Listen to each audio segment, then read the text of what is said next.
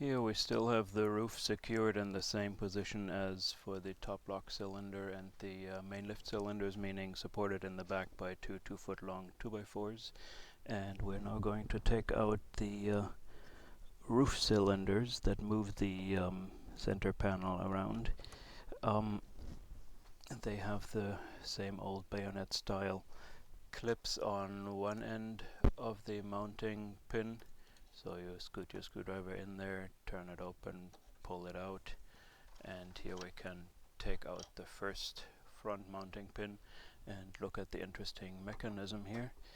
This pin stays locked in one position, and as the roof moves around, this pin will either stay secured in this place or move this way, and this allows the cylinder not only to move the panels but also to latch certain stages of the lock together.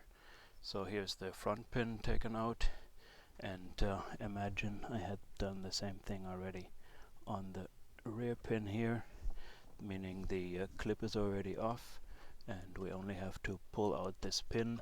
Well, this pin runs into this locking rod, so on the locking rod we have to take it off this little ball joint first.